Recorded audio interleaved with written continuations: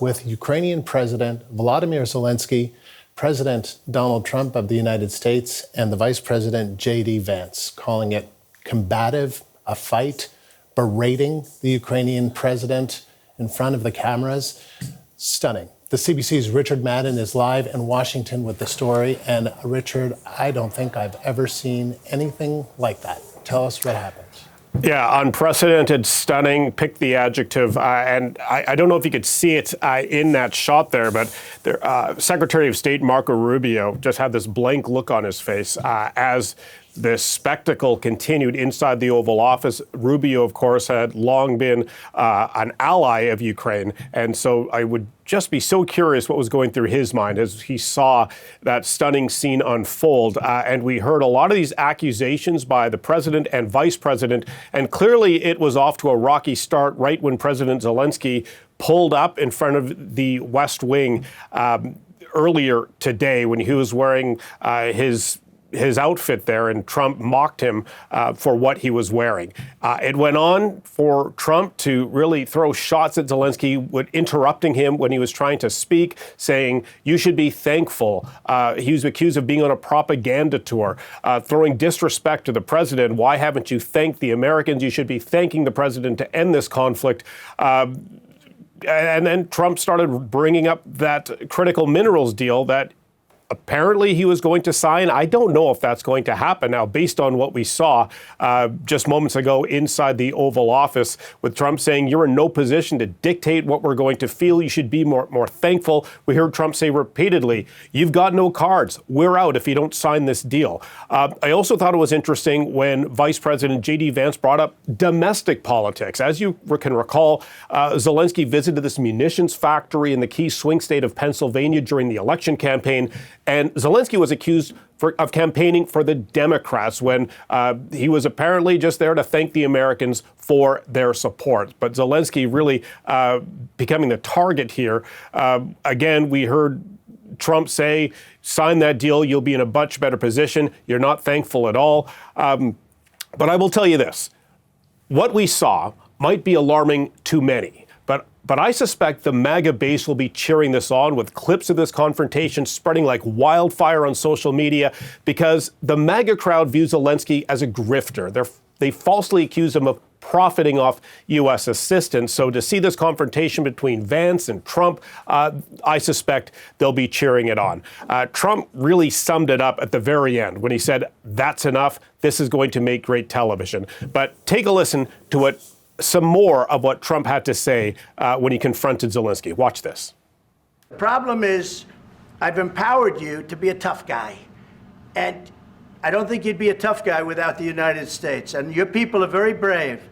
But you're either going to make a deal or we're out. And if we're out, you'll fight it out. I don't think it's going to be pretty, but you'll fight it out. But you don't have the cards. But once we sign that deal, you're in a much better position. But you're not acting at all thankful. And that's not a nice thing. I'll be honest, that's not a nice thing.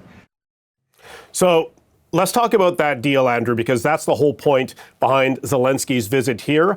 It was also the goal when we saw France's President Emmanuel Macron and British Prime Minister Keir Starmer here earlier this week, urging the U.S. to give security guarantees to Ukraine in a post-war scenario.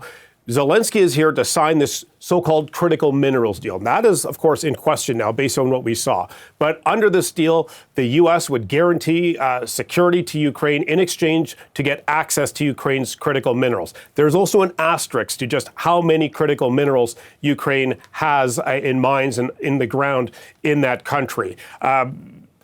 So these minerals, and I'm just taking my notes here, includes rare earths, oil, and gas, but it excludes existing deposits, licenses, and any royalties tied to Ukraine's natural resources. Trump views this as roughly a $350 billion deal.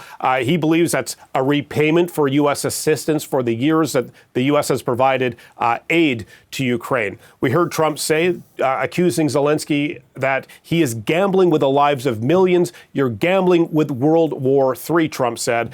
Then again, saying that what Zelenskyy is doing is disrespectful to the United States. So this all tees up a supposed press conference that was supposed to start at 1. That's not going to happen. I suspect it'll happen in another hour or so. So what we have to watch for here, Andrew, is this deal still on the table? Did Trump walk away? Is Zelenskyy leaving here with nothing? This is a pivotal moment for Volodymyr Zelenskyy, and I suspect this was not the greeting he wanted or had anticipated when he pulled up to the Oval Office today. And Richard, I mean, I'm not going to let you go because this is historic. This is something, again, that I have never seen. I don't think we've ever seen anything quite like this with a president, an ally, Ukraine, who is at war. Russia started that war on Ukraine. We have the American president sitting there who has actually said, not today, but has said that Ukraine started the war on Russia. He has called Volodymyr Zelenskyy a dictator, saying that he wasn't elected in elections when he was elected in 2019. And to see this, to see him berating Zelenskyy in the way, physically kind of shoving him a little bit on the arm. I mean, that is extraordinary. And then J.D. Vance reminding Zelenskyy that he should be thankful to the U.S. and thankful to Donald Trump. Yeah, and also cutting off Zelenskyy. He wasn't able to speak or defend himself as he was getting ripped apart by both the president and Vance. And if you are Keir Starmer of Great Britain and you are Emmanuel Macron of France, who just visited the White House and that real diplomatic counteroffensive this week, urging the U.S. to stay with Ukraine, stay with the allies, I wonder what they must be thinking right now watching this unfold. As we've seen in the past few months, we've seen Trump and the White House really parroting talking points from the Kremlin, falsely accusing Ukraine of starting the Russian invasion, undermining the credibility of Volodymyr Zelenskyy, as you noted, of being a dictator. But yet yesterday, we heard Trump with the British Prime Minister Keir Starmer kind of praise Putin, saying he trusts Putin and he believes that he wouldn't go back on his word to attack Ukraine if there is a ceasefire brokered. He called Zelenskyy a dictator.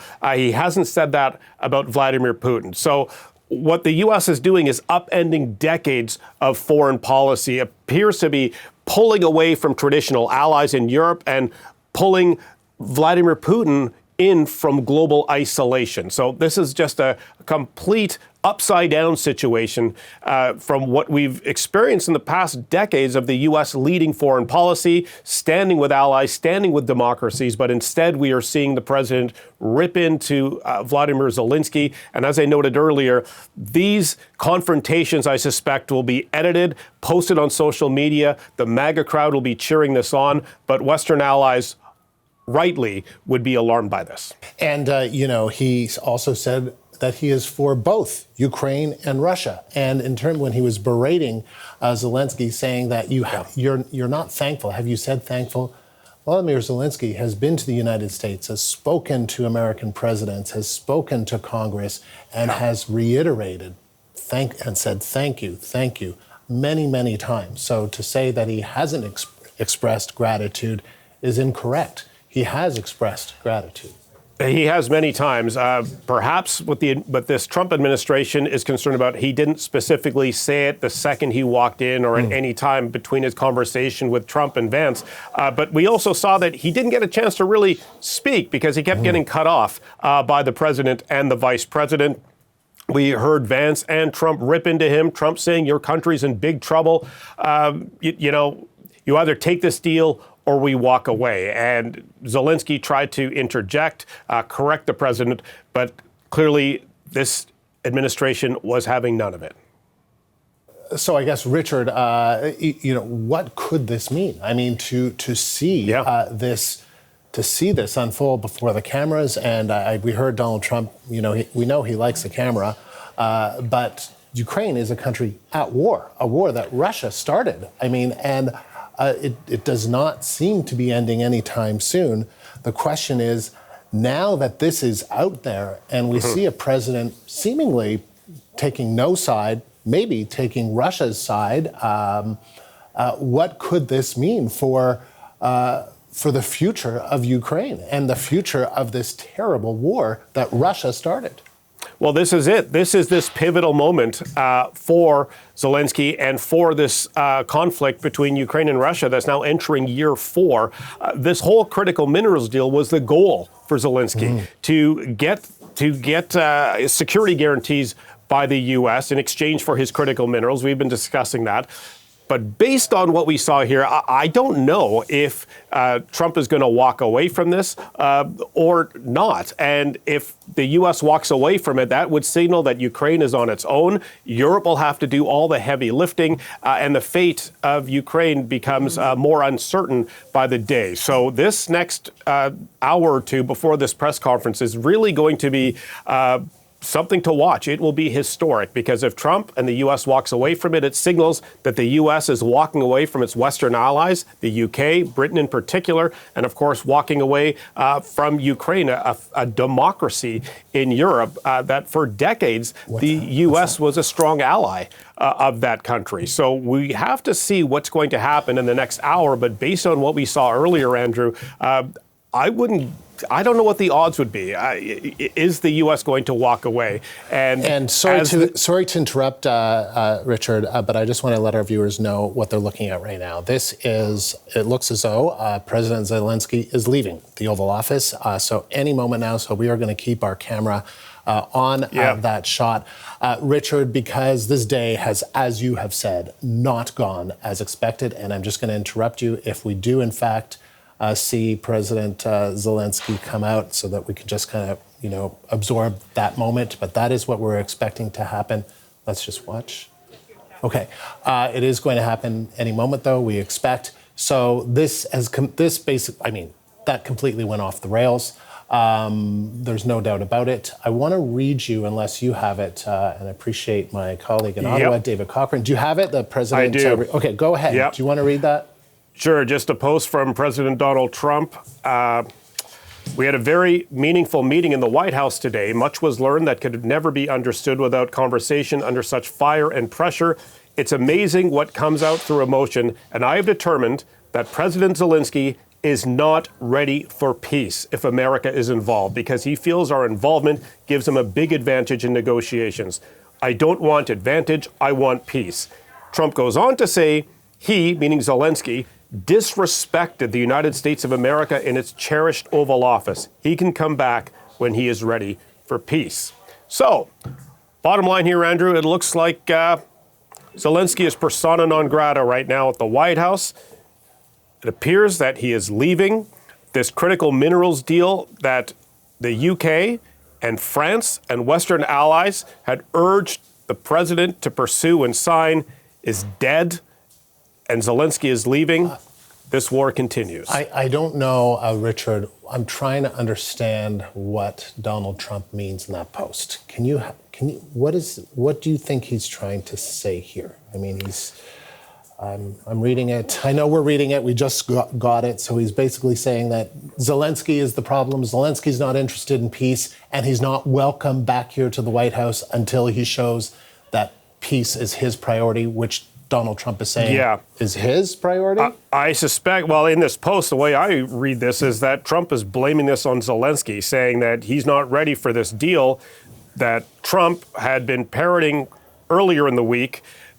The relationship, their meeting went off the rails, I think it's safe to say, and Zelenskyy is leaving the White House with no deal. He returns to Ukraine, no end to the war. This is a huge setback for any peace in Ukraine. And Richard, we should talk about that because Ukraine has relied on American financial and military aid. Did we learn, I'm trying to listen to, and we are going to play more of what we heard in the Oval Office, but we don't want to leave this shot because we do want to see Zelenskyy leaving the White House.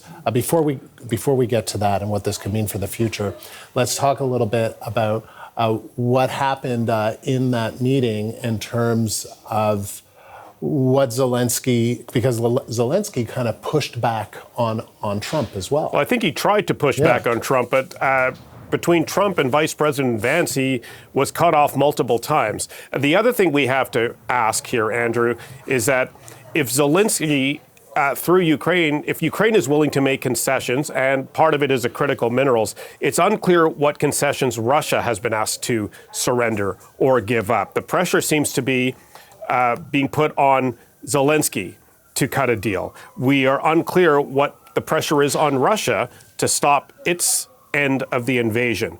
But the fact that Zelenskyy is leaving here empty-handed is a huge setback for any progress to stop this ongoing invasion by Russia in Ukraine. And the way he was treated by Trump and Vice President Vance